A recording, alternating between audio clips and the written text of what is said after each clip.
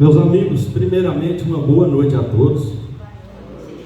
Quero agradecer a presença de cada um pelo critério qualitativo das pessoas que estão aqui hoje. Não por aquele critério quantitativo, mas pela qualidade das pessoas que aqui estão. Quero cumprimentar toda a diretoria da Ordem dos Advogados do Brasil de Januária, nas pessoas do doutor Juliano e da doutora Ana Paula, que foi minha colega.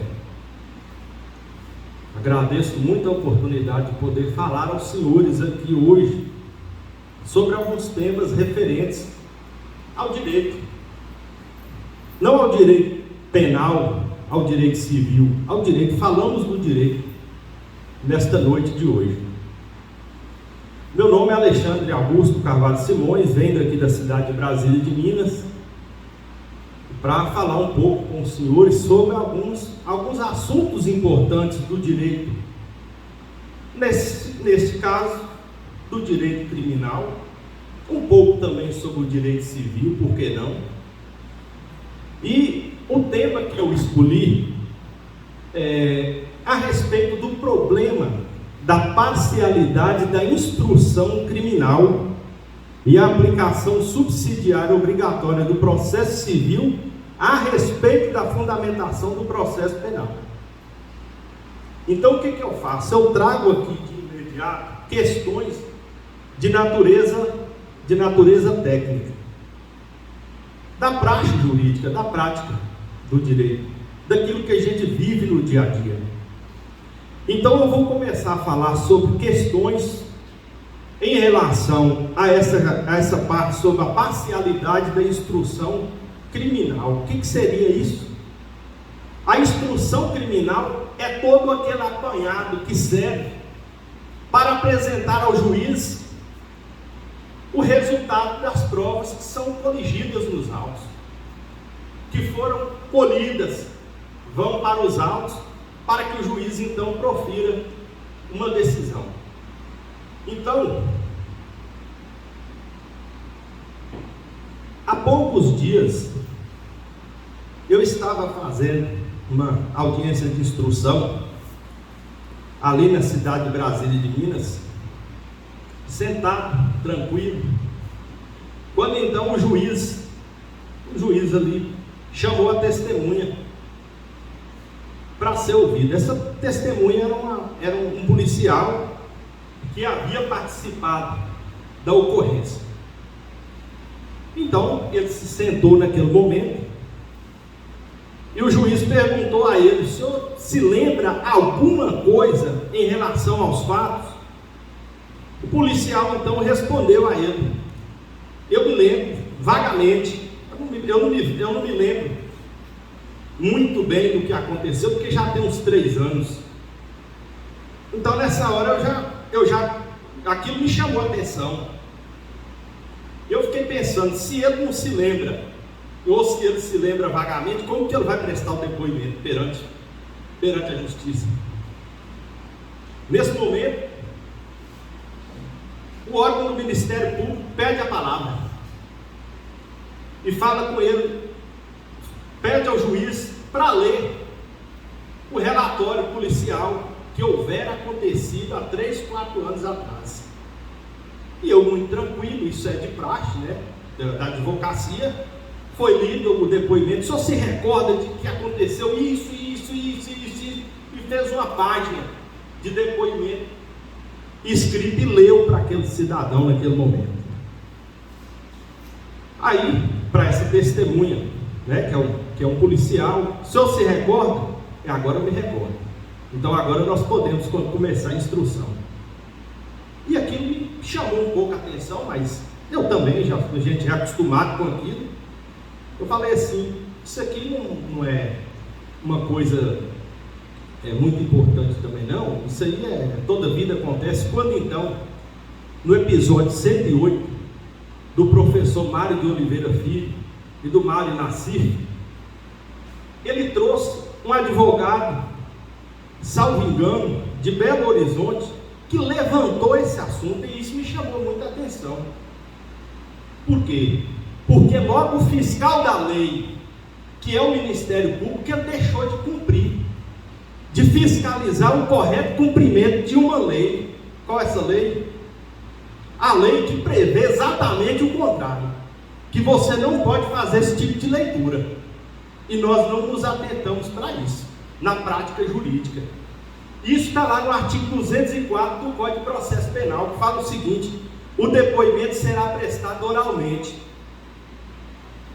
não sendo permitido a testemunha trazê-lo por escrito. Será vedada a testemunha, não será vedada a testemunha, entretanto, breve consulta apontamentos. Ali foi, além de trazer por escrito, ele nem precisou de ler, porque quando é assim, tanto o juiz como o Ministério Público, eles leem para ele, nem precisar de ler, não precisava. Então essas pequenas coisas do direito, para quem atua na área do direito criminal principalmente, ele deve estar atento a isso. Essas coisas são importantes. E o Código de Processo Civil faz também a mesma previsão. Lá no processo civil, que é uma causa bem menos importante, no seu artigo 387, também faz a mesmíssima previsão, falando que a pessoa não pode trazer por escrito aquilo que ele vai depor. Por quê?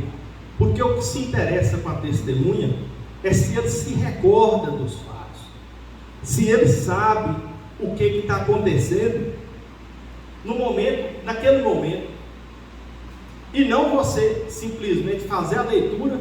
E outra coisa, há poucos dias eu fiz um júri na cidade de Brasília de Minas. A prova colhida em contraditório, ali naquele ambiente onde há o juiz, onde há o advogado, onde há o promotor, foi perguntado: o senhor reafirma o que o senhor falou no inquérito? Sim. Encerra, leva o processo a júri. Naquele momento a testemunha tem o seu valor.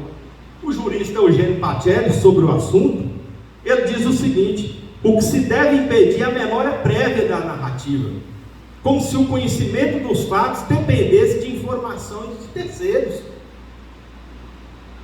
Isso tem acontecido? Sim. Muito? Sim. Deve ser combatido pela advocacia? Sim. E a advocacia que exerce o advogado que exerce advocacia criminal, ele tem que ter coragem, tem que estar preparado para enfrentar esse tipo de coisa. A jurisprudência do Supremo Tribunal Federal, ela diz o seguinte: a simples leitura do depoimento prestado na fase do inquérito policial e a sua mera ratificação pela testemunha não é recomendável. No entanto, não houve objeção da advocacia, do advogado nesse momento. Então essa é uma questão. Por que eu digo que essa questão, ela faz parte de um sistema de parcialidade? É uma parcialidade indutiva. Tenta implementar na cabeça de todos que aquela prática está correta, quando na verdade ela está errada. Então essas questões nós trazemos para chamar a atenção dos senhores em relação a esses fatos. Porque no direito existe um jargão muito utilizado da língua francesa, que diz base de nullité sans grief, não há nulidade sem prejuízo. Eu digo o seguinte: se há nulidade, há prejuízo. Como é que você vai levar um processo penal em que houve nulidades? Forma não é garantia? A forma não é previsão de devido processo legal, de contraditório, de ampla defesa? Como então, agora, falar esse tipo de coisa? E o Ministério Público, quando ele não participa desse tipo de coisa, ele é conivente. Mas o Ministério Público é também o fiscal da lei. Então, meus amigos, senhoras e senhores, o Ministério Público, ele não pode ser um mero assistente do Ministério Público, ele tem que atuar. E o juiz tem que evitar ser o Ministério Público num processo penal. Isso é importante a gente frisar. O Ministério Público hoje já tem emenda, um projeto de lei do jurista Lênio Streck, e o Antônio Anastasia, que ficou conhecido como Projeto Lênio e Anastasia.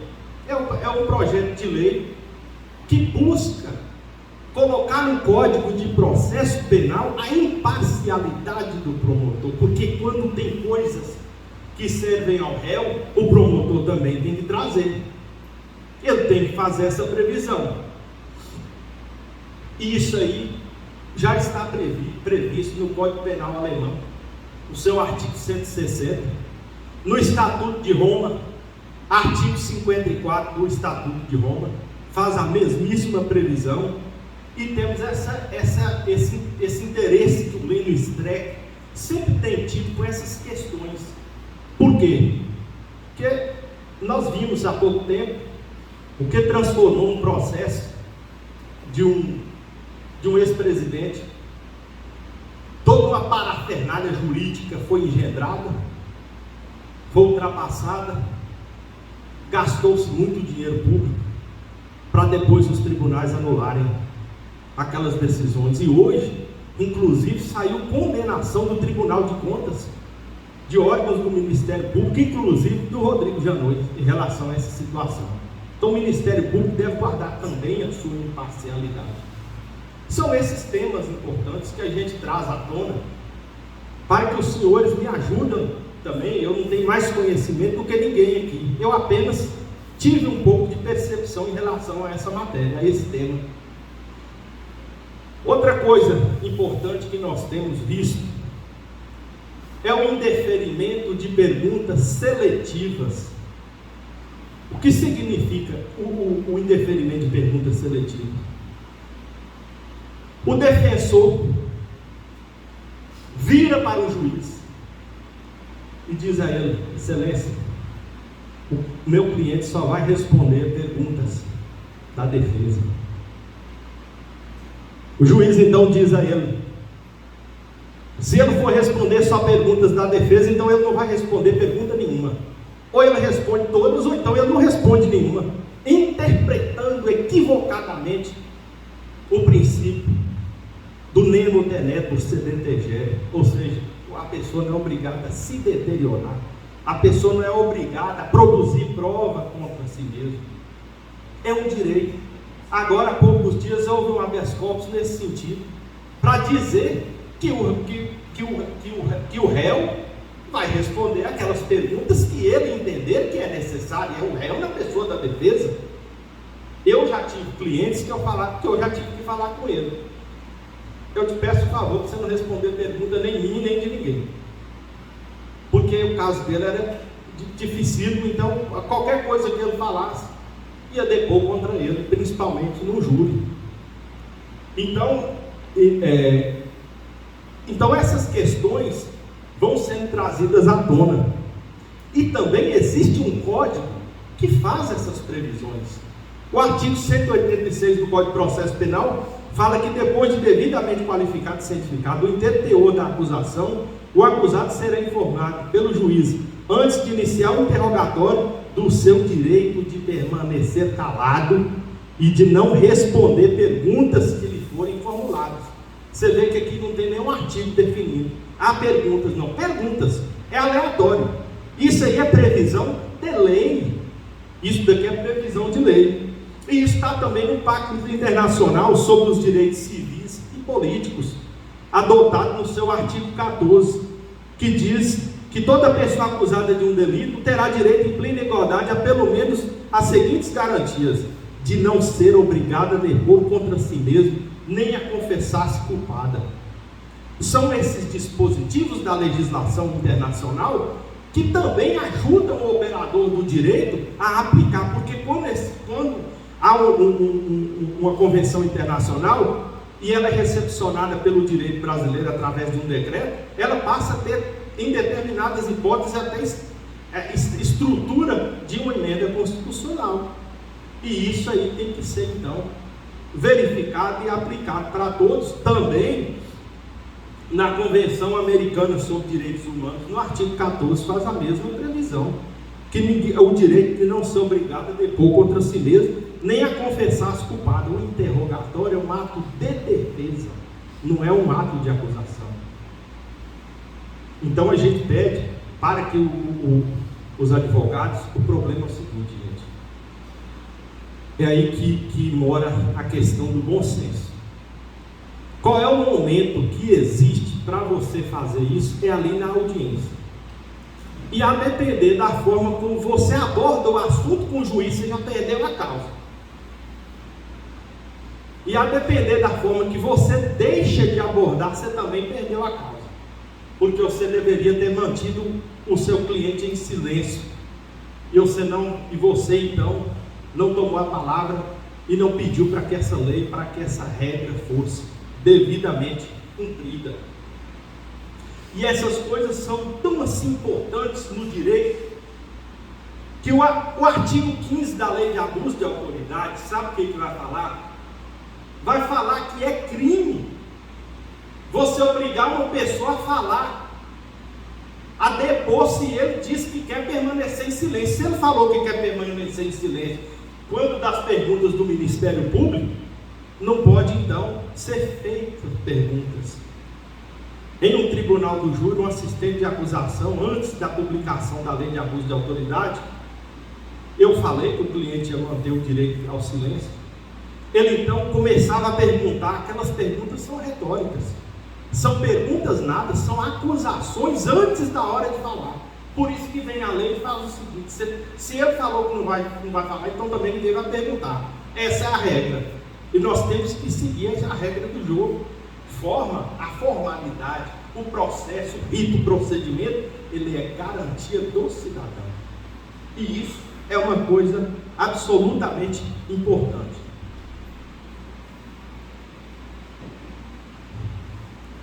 E nós temos um outro problema. Ou seja, como se não bastassem problemas na seara criminal, nós ainda temos que assistir aos juízes fazendo perguntas como se ele fosse o Ministério Público.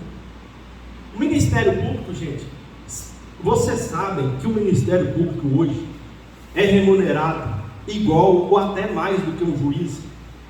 Vocês sabem que a coisa mais difícil hoje é passar num concurso para Ministério Público. Como que um membro do Ministério Público vai permitir que um juiz tome a sua acusação que ele apresentou, para esse juiz então vir fazer perguntas, porque ele acha que o promotor de justiça não conhece o caso, ou que o advogado também não está sabendo perguntar da forma devida? Esse mesmo juiz que vai julgar a causa. Problemas da parcialidade na instrução criminal, que é um tema que eu achei importante trazer para os senhores. A gente sabe que quando a gente está ouvindo um colega falar, isso se torna cansativo. Meu objetivo não é cansar, meu objetivo é que pelo menos os senhores entendam um pouquinho dessas questões que eu acho importante, porque a gente fala, a gente deve demonstrar isso. E o STF tem um informativo 1012 e vai dizer o seguinte: não cabe o juiz, na audiência de instrução e julgamento de processo penal, iniciar a inquirição de testemunha, cabendo-lhes apenas complementar a inquirição sobre pontos não esclarecidos do sistema do cross-examination, que significa o quê? Que naquele momento o advogado, o Ministério Público já conversa hoje diretamente com a testemunha, com o perito, não precisa de repassar para o juiz, para depois o juiz fazer a pergunta da maneira que ele, juiz, entende que é correto. Então essas questões também são muito importantes, mas vejam bem, algumas pessoas poderiam até dizer, mas isso é um preciosismo, não há necessidade disso. O que que tem? O juiz fazer algumas perguntas, isso não tem nada a ver. Então, meus amigos, para a gente falar as coisas no direito, a gente tem que falar e provar. E eu trouxe aqui hoje uma prova de que o juiz deve se abster em determinados momentos. Nesse momento mesmo em que há um órgão de acusação, é importante. Esse livro que eu trago aqui, chama O Julgamento de um Serial Killer, o caso do maníaco do parque. Quem fez o júri do maníaco do parque e a acusação do maníaco do parque, na época o Francisco de Assis Pereira, conhecido como maníaco do parque, foi o professor Edilson Mogenor Bonfim. Quem não conhece o professor Edilson Mogenor Bonfim, é bom passar a conhecer, porque ele é o mestre da oratória e ele é o mestre do direito penal atual. Quando ele fez esse júri do maníaco do parque, o professor Edilson viajou às custas dele para a França, para a Inglaterra, para a Itália e para os Estados Unidos para aprender o que é a palavra serial killer. Aí eu pergunto, onde está este juiz mais preparado do que esse promotor de justiça? Como que um juiz vai tomar frente de uma situação envolvendo questões que um promotor de justiça tão bem preparado apresenta? Então eu vou trazer para os senhores só um pedacinho, eu peço licença para ler só um pedacinho do que ele vai falar nas razões recursais sobre o assunto. Conforme acentuamos em razões recursivas, o magistrado não ouve com um bom acerto na condução dos trabalhos, quase colocando por terra o trabalho de anos desenvolvido pela polícia, pelo Ministério Público e pelo Poder Judiciário, anteriores juízes de direitos que atuaram nos autos, levando ao final a uma incorreta imposição da reprimenda. Primeiro, com um comportamento suspeito, conversa particular com o advogado durante a sessão pública, interferindo na sequência desarrazoadamente com o Ministério Público. Nós estamos falando aqui do maníaco do parque, que assassinou brutalmente várias mulheres. Um dos psicopatas mais reconhecidos no Brasil, que é o Francisco de Assis Pereira. Segundo, porque induzia a erro os jurados, o juiz. Eu estou falando do juiz, eu não estou falando aqui de defesa, estou falando de juiz. Induzia a erro os jurados a perguntar ao senhor perito sobre uma doença mental que haviam diagnosticado no apelante, quando a todo o tempo é sabido, os peritos aludiram a um transtorno da saúde mental e não a uma doença, porque a doença leva à imposição de uma medida de segurança, a inimputabilidade penal.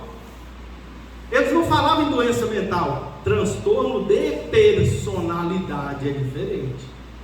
Então, várias vezes o professor Edilson, ele foi obrigado a partear o juiz. Não, o senhor está equivocado, eu vou ter que ensinar como que é, como ele já sabia. Como ele é um gênio, né? Talvez o maior promotor de justiça que nós já tivemos no Brasil, ele, o Roberto Lira, eram gênios. Então, o que acontece? O professor Edilson teve que falar com o juiz. É melhor você ficar no seu lugar, porque a sociedade fica prejudicada com esse tipo de comportamento. Então isso é um tema importante. Eu acho que a gente deve um pouco parar para pensar. O dia que os senhores forem fazer uma audiência criminal, leva suas perguntas por escrito. Faça tudo do jeito que tem que fazer por escrito. Eu não estou ensinando ninguém a nada. Mas eu já vi colegas chegando sem saber o que ia fazer na audiência, achando que ele ia estar com tudo na cabeça. Leva tudo, os memorandos seus por escrito. Faça suas perguntas por escrito. Isso é uma coisa boa. Isso é bom para quem advoga. E para o membro do Ministério Público, cumpra a sua função. Não seja apenas o espantalho mais bem pago da República. Faça a função de acusar. Siga os exemplos. O professor Edilson tem uma série de cursos. Eu fiz agora um curso com eles sobre o Tribunal do Júri. É difícil a pessoa querer competir com ele. Ele é sensacional. Vamos estudar por essas pessoas. Não é importante a gente estudar, e na própria obra do professor Edilson, a gente consegue buscar um pouquinho também da doutrina que nos ensina. A doutrina que há muito tempo deixou de doutrinar para seguir o que fala a jurisprudência. A doutrina já não doutrina mais, como diz o professor Lênin Streck. Então nós precisamos de repensar essas situações. Então, meus amigos, essa é uma primeira parte. Eu sei que numa hora dessa, os senhores estão aqui já exaustivamente cansados, mas me chamou muita atenção também um tema referente à questão de fundamentação. Como fundamentar? Como que o juiz deve fundamentar? Essa é a pergunta que vale R$1 milhão. Eu sei que é tão complicado que o Código de Processo Civil, em 2015, vem falando assim, como que o juiz não deve proceder. Lá no artigo 489, parágrafo 1º, seus incisos, falava em 2015, por exemplo, que o juiz não deve, ou seja, o não, se limitar a invocar precedente ou enunciado de súmula, sem identificar seus fundamentos determinantes, nem demonstrar que o caso sob julgamento se ajusta àqueles fundamentos. Ou seja, eu pego uma súmula, depois ele vai falar que aquela súmula não pode ser aplicada, deve ser aplicada, mas ele não fala qual o fundamento da súmula, e nem fala qual o fundamento ele trazer que eles falam para aplicar aquela súmula. Parece coisa de doido. Aí eu pergunto uma coisa aos senhores. Os senhores acreditam que isso acontece? Os senhores acreditam que há juízes que chegaram a um patamar de tão baixo nível que eles não conseguem abrir um código para poder ler, eles não conseguem pegar uma doutrina, eles vão trabalhar hoje no sim e no não, no que eles acham. As prateleiras estão cheias, estão diminuindo com o processo eletrônico, mas as caixas dos processos eletrônicos estão aumentando de forma imensa. Quantos juízes tem aqui em Januário? O juiz está dando conta de julgar com mão todas as demandas? Por que então que não existe mais essa mão de obra? Em Brasília de Minas, nós temos 2 juízes, dão conta do trabalho? Não dão conta. Doutor Eduardo, por exemplo, excelente juiz, mas tem processo que está parado. Por quê? Porque tem muitas ações. Eu estou falando de cifras de milhares de ações. Então, meus amigos, essas questões me chamaram a atenção. Por quê? Porque a doutrina veio depois de 2015 e falou: peraí, esse dispositivo do Código de Processo Civil, se vocês forem aplicar isso no processo civil, vocês também têm que aplicar ele também no processo penal.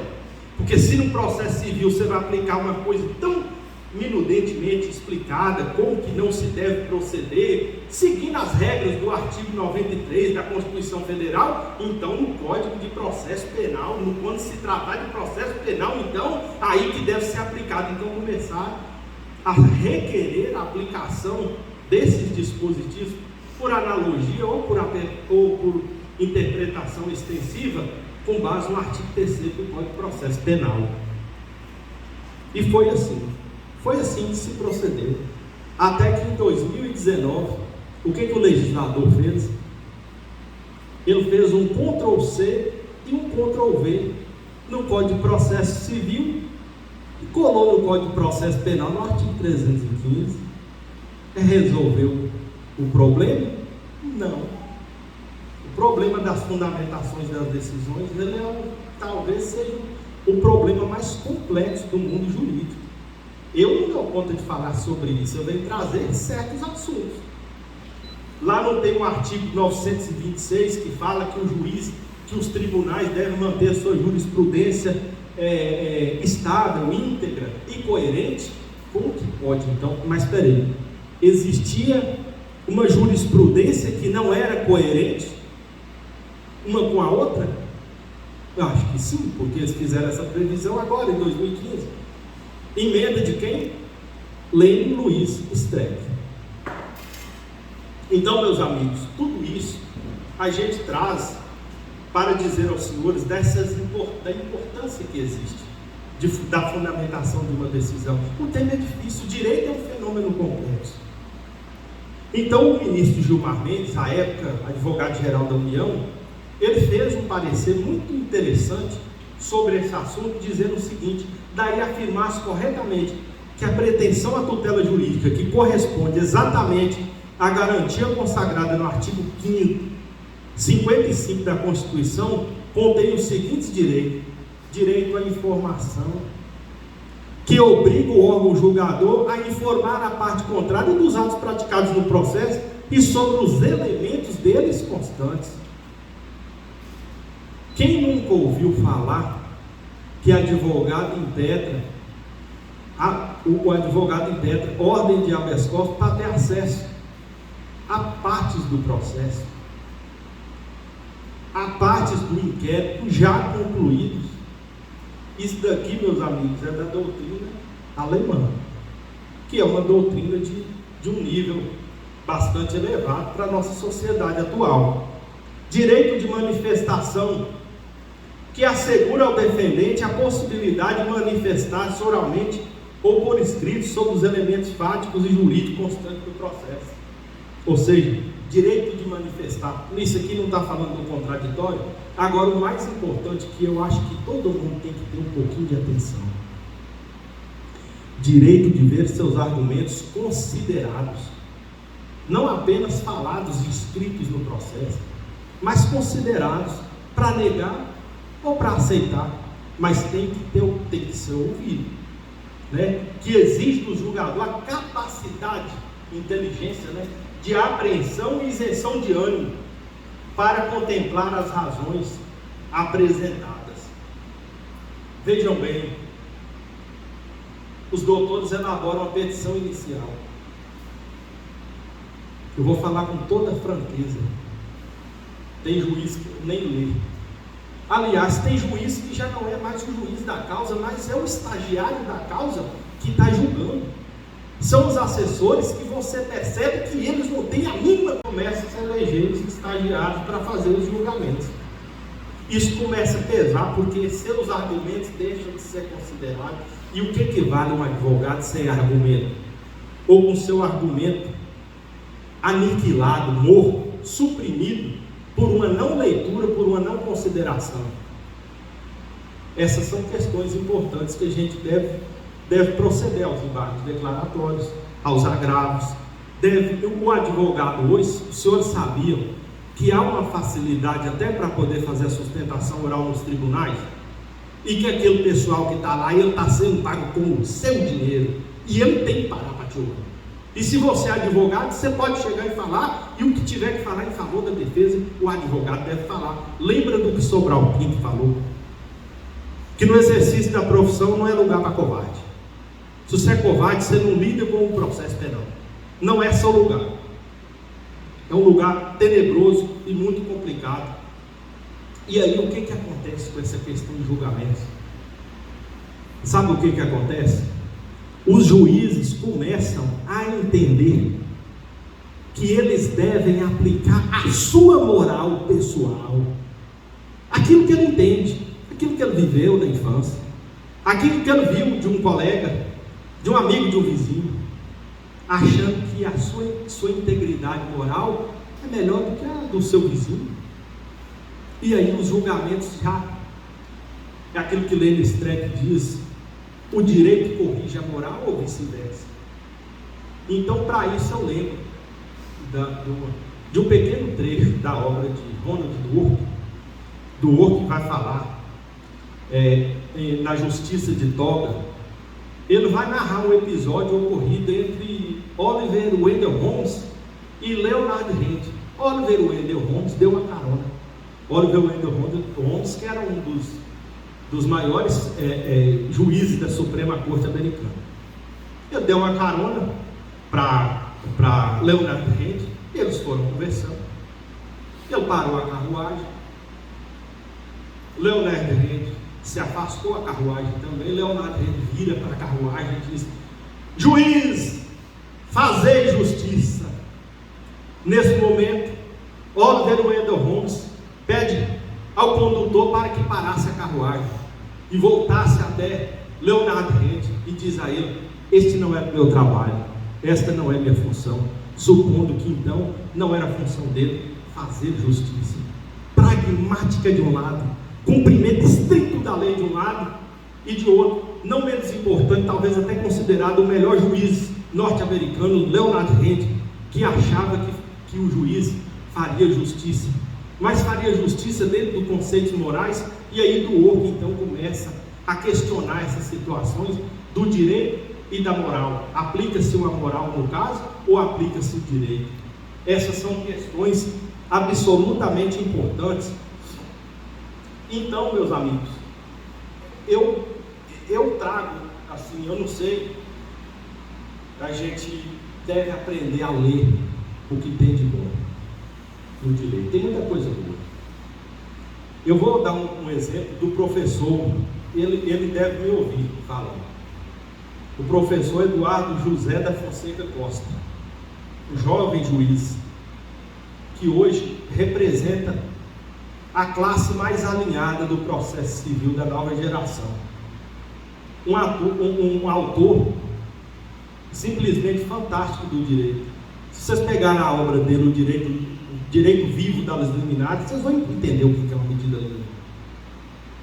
Se vocês pegarem a obra deles, que diz sobre levando a imparcialidade a sério, vocês vão entender o que é a importância de uma imparcialidade. Ele diz: a imparcialidade, sendo nota essencial à jurisdição, é, dentre outras coisas, garantia das partes e da própria manutenção da democracia. No que concerne especificamente a imparcialidade subjetiva, para que seja minimamente resguardada, é preciso que os sistemas de direito processual atualmente vigentes no Brasil caminhem em sentido oposto ao rumo que estão tomando, já que tem alimentado fatores de enviesamento cognitivo dos julgadores e, portanto, uma quebra inconsciente e sistêmica de suas imparcialidades. Então a gente nota que o que eu estou falando aqui não sou eu que estou inventando, são leituras importantes do direito, e que cada um de nós temos que construir um direito a cada advogado. Não é uma turma de advogado, é você no seu exercício profissional. Você deve exigir o cumprimento da lei.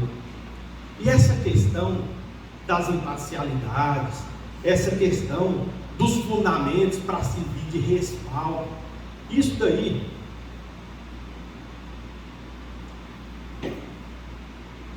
vocês sabiam que um dos grandes, vocês sabem quem escreveu um dos grandes tratados do direito, que a gente já ouviu falar muito e leu muito pouco? William Shakespeare. William Shakespeare, que foi considerado um dramaturgo inglês dos mais inteligentes. Quem nunca ouviu falar de William Shakespeare? E essa questão da imparcialidade, a gente pega isso aqui em Medida por Medida, em que o Duque Vicêncio, o aplicador da lei, ele resolve um dia tirar uma folga, ele resolve sair, mas ficar à espreita para saber como a lei seria aplicada. Ele chama então a Ângelo, homem duro, homem firme no cumprimento da lei. Ele chama Ângelo naquele momento.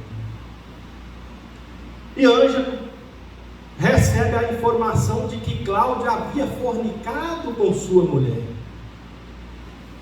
E que essa mulher dele, a Julieta, mulher de Cláudio, namorada de Cláudio, estava grávida. A pena naquela época era punida com a morte. Ângelo, então, que já pega essa lei, escrita em 1604, ele pega então essa lei e diz o seguinte: eu estou aqui, a lei manda matar, nós vamos aplicar a pena de morte a Cláudio. Neste exato momento, Cláudio é preso. Um amigo de Cláudio vira para ele e fala: Cláudio, pede sua irmã para ir lá conversar com ele. Então, houve um intenso debate entre Ângelo e Isabela, irmã de Cláudio. Ângelo, então, percebendo aquela figura feminina maravilhosa, aquele belo espécime humano, ele que já tinha decretado a morte e falado em todo o texto em que ele jamais revogaria aquela lei, ele vira para ela e fala: se você se deitar comigo, eu vou revogar a pena de Cláudio. Isabela diz o seguinte: ó boca cheia de perigo, que com uma língua apenas tanto podem matar como dar a vida, dobrando a lei com tais e tais caprichos, que o justo e o injusto espetam no apetite que os maneja à vontade. Ela reflete: ó línguas, com uma língua apenas pode decidir entre a vida e entre a morte. Meus amigos, chamo então os senhores à reflexão desse tema. Eu fiz um tema para a gente poder falar rapidamente, para não cansar. E eu queria perguntar: cadê o doutor Edson? Está bem? Eu vinha falando dele aqui hoje.